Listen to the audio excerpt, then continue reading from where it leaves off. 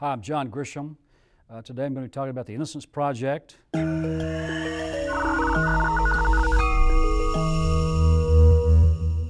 I'm Nancy Spears with genConnect.com, and today I have the privilege of talking to John Grisham, renowned author. Hi, John. Hello, nice to be here. Wonderful to meet you. So one of the things that I know you're very, very passionate about is the Innocence Project. Can you tell me how you got involved with it and your feelings around that? Well, like most things in my life, it started with a book.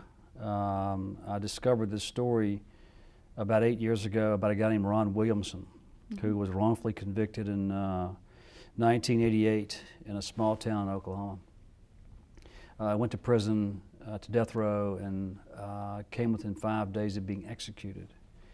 And he was a small town sports hero, well-known guy, and they almost killed him. And I became obsessed with the story, so I wrote a book about it.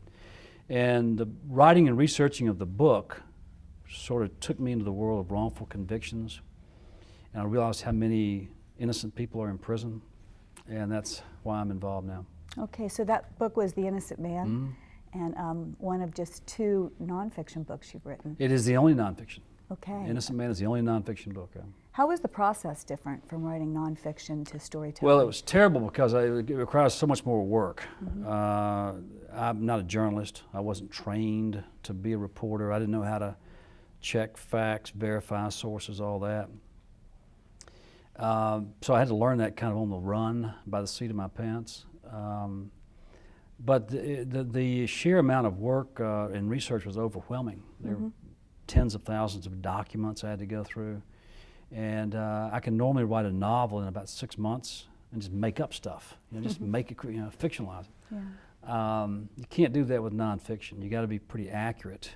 And I'm not known for my accuracy in fiction.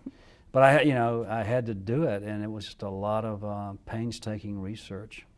So interesting. So obviously a labor of love with a real purpose behind it. Do you think the book has had an impact in terms of any kind of paradigm shift around the awareness of wrongful conviction? It's hard for me to say if it's had an impact. The book has sold as well as the legal thrillers, which delights my publisher and me too. I know it's being read by a lot of law students, taught in classes, read by a lot of people around the world because I get the letters back. It's sold very well in a lot of countries, and it's done very well commercially, which means it does have an impact somewhere. Fantastic. Well, best of luck to you. Thank you. My pleasure. Thank you so much.